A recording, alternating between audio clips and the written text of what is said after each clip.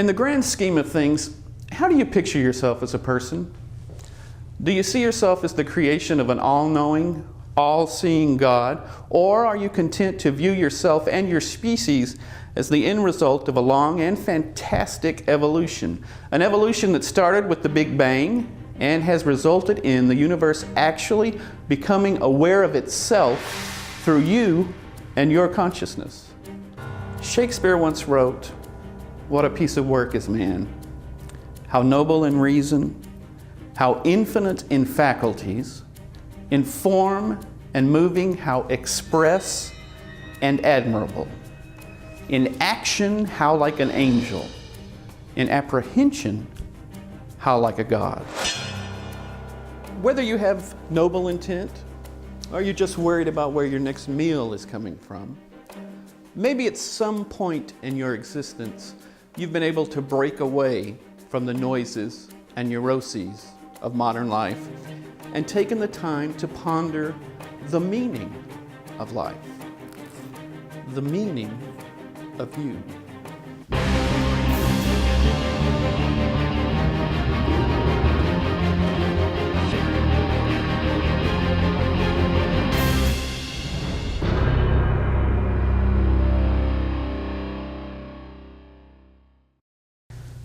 We think, therefore we are, right? If you're like most people, at some point in your life you've had a chance to lie under the stars and wonder in amazement. When I was a kid back in rural Oklahoma several years ago, I would often sit on the cellar at night and gaze.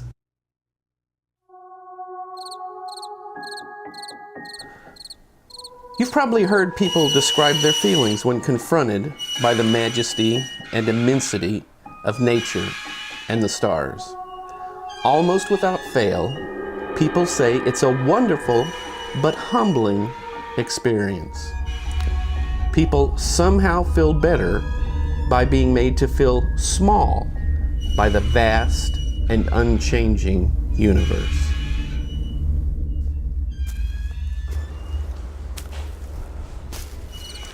When I was a kid standing on the cellar so long ago soaking in the stars, I was a little weird. That is to say, I didn't feel small. Quite the contrary, I felt bigger. I felt more important. My fat head got a little fatter because I thought that the mere fact that I could look up and perceive and comprehend the vast universe gave me a singular power. The universe was made real by my thoughts. My perception of the earth and stars gave them form. Without my thoughts, the universe would be flat. At the same time, I wasn't selfish. It occurred to me that every human brain contained their own unique perception of the universe. It occurred to me how precious and rare a thing it was to be human and to be walking around with your own universe banging around in your head.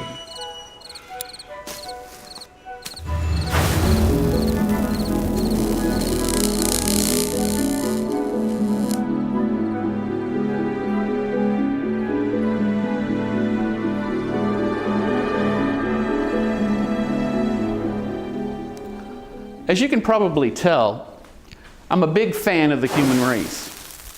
I think that everyone who has ever thought about the meaning of life, everyone who has ever looked up at the night sky or walked through a forest and felt insignificant compared to the universe, should take the time to consider that in all of creation, as far as we know, human beings powered by the puny gray mass between our ears called the brain are the only entities in all of creation that can be made to feel small. Of course, the miracle is that we feel anything at all, even if you're a humanist, someone who doesn't believe in anything you can't see. You would do well not to merely think of yourself as man evolved from a single cell or from some less complex primate who takes his place in nature along with all of the other creatures. You would do well to think of yourself as the highest form of life there is, with unlimited potential. I realize that this obvious statement of fact is controversial to a lot of you, but in the terms of the natural world, mankind is at the top of the food chain. In fact, no matter how you measure it, mankind is so much more advanced by leaps and bounds than any other known form of life that it's difficult to even compare ourselves to the rest of the natural world. We, as men and women, are truly alone in our preeminence. Are you humbled by your greatness? Don't be. Celebrate your greatness and use your powers wisely. Am I advocating hubris? Not at all. Quite the contrary. In fact, I'm advocating acceptance. I just want us all to accept the reality of our existence and for everyone to revel in their preeminence. The sky is the limit. And now for the other side of the coin. If you're like me and roughly 80% of the adults in the United States, you believe in God. As a Christian, I've believed in God the Father, the Son, and the Holy Ghost for as long as I can remember. When you believe in God, your perspective on life and the universe and your place in it may be a little less clear. In a universe constructed and controlled by God, we as men and women obviously aren't at the top of the food chain anymore. Our place is somewhat below and subservient to our all-powerful, all-knowing God. When I was a teenager going to the Warren Baptist Church 30-something years ago, a lot of time was spent preaching and teaching about the importance of humility, not about the importance of humanity. As a preacher friend of mine used to say, he'd stack his humility up against anybody's, anytime. Though he was kidding, I was occasionally conflicted by the whole humility thing. Though I felt humble as a lowly sinner, in other ways, I didn't feel so humble. Nowadays, of course, self-esteem is everything, but back in the day, we were taught that you couldn't truly know God unless you knew your place. And your place was pretty low on the totem pole. There was one hymn in particular that we sang all the time that perfectly illustrated what I'm getting at.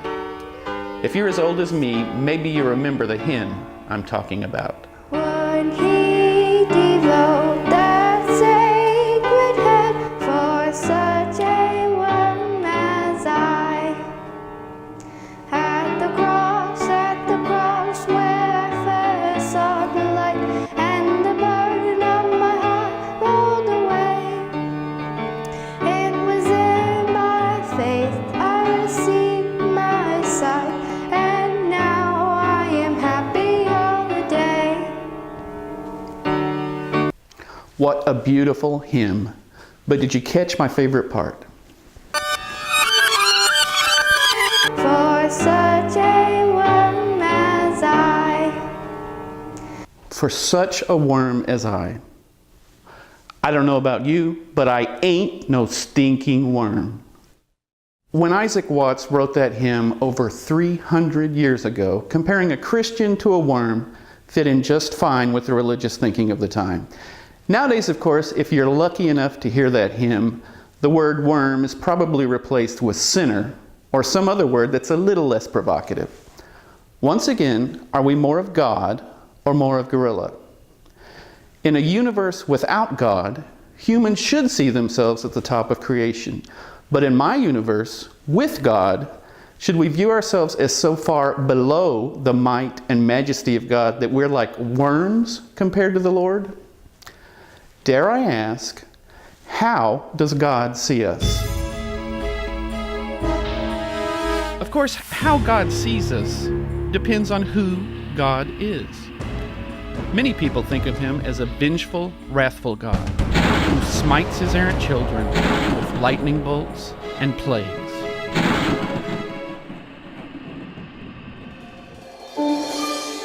Others view the Lord as the Good Shepherd, the protector and master of his sheep.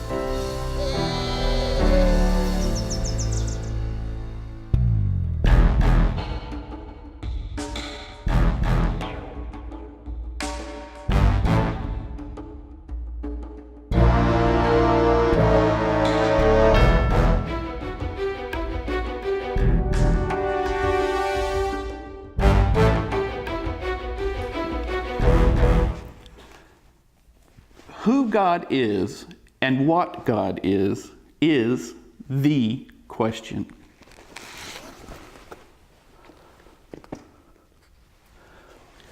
It's the biggest question that has ever been asked, and it's the biggest question that will ever be. Man has been asking that question for as long as he's been thinking. If you're interested in finding the answer and want to do a little research into what other people think the nature of God is, there are endless books available on the subject. If you don't believe me, go check out the religion section of your local library. Or, better yet, go to a bookseller site on the internet.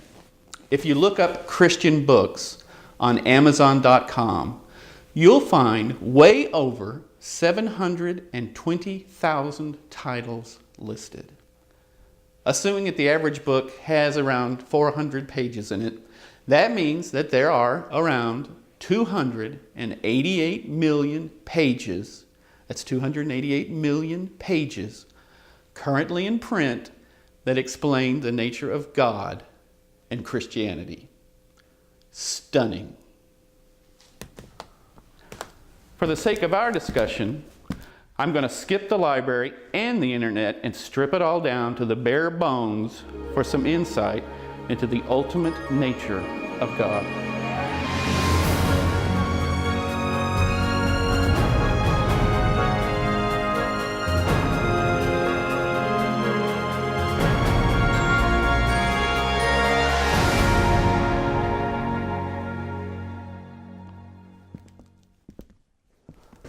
Of course, the Lord knows that when it comes to putting something together, the last thing most people want to do is to consult the manual. In this case, however, when it comes to putting life together, when it comes to the really big, heavy questions,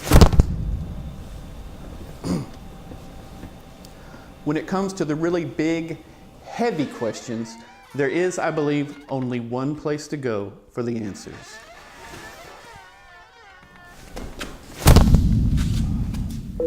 That's going to be some heavy reading.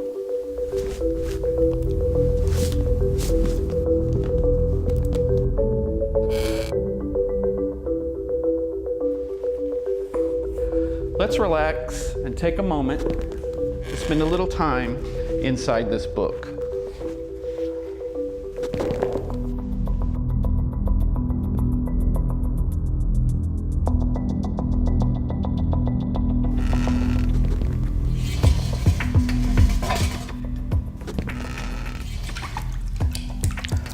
We're going to read 8 words out of this book that will tell us 90% of what we need to know about who God is and who we are.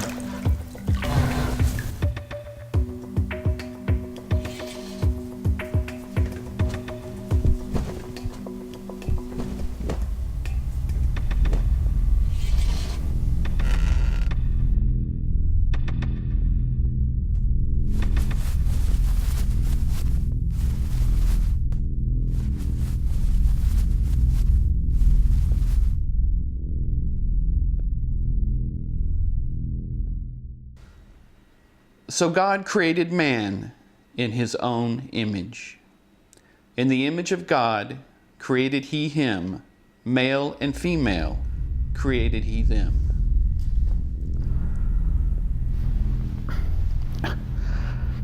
So God created man in his own image. Mind-boggling.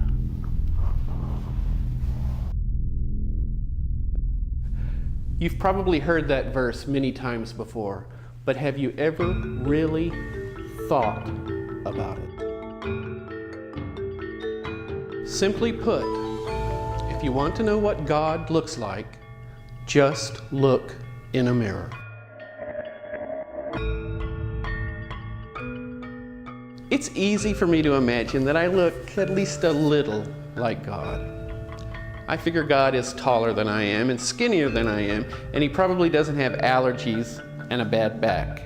But anyway, you get the idea. Now here's the interesting part. If we're created in his image, the definition of image includes not just physical likeness, but a mental likeness as well.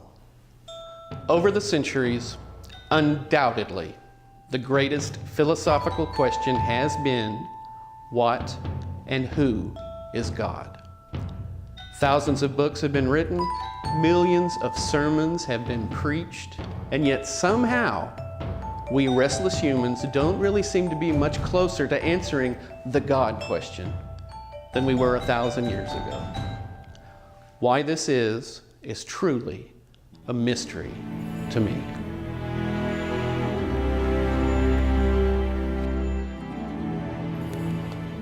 Those 8 little words, written in one of the first verses and on the first page of the book, though mostly overlooked and seldom studied, are not mysterious. They are not confusing. Their meaning is clear.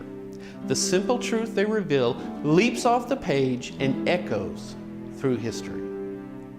Those words tell us that not only are we walking, talking, breathing images of God, but our minds and our thoughts are literally a mirror image of God's.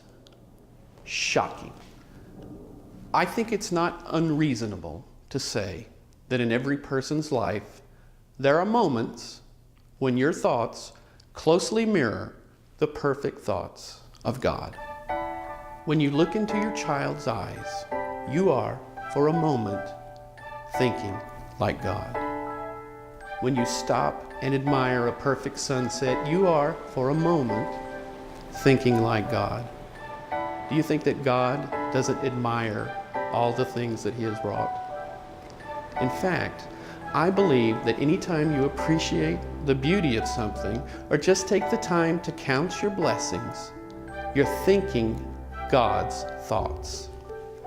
Realize that the love you feel for your kids or your parents or something as common as a beautiful sunset are a mirror of what and how God thinks. Of course, the difference is that the love of God is constant and uncorrupted. The love of God is perfect.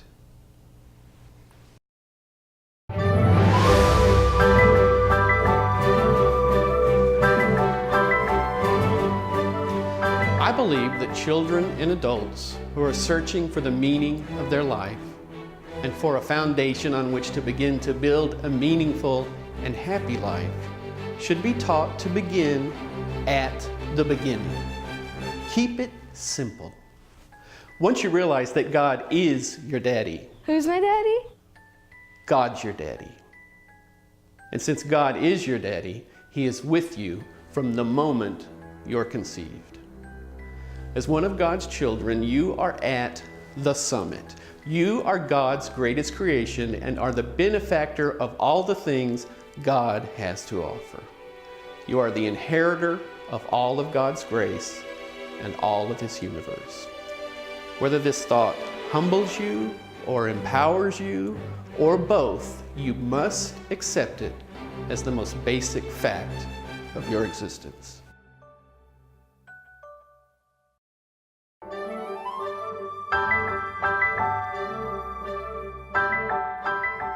It's as simple as that.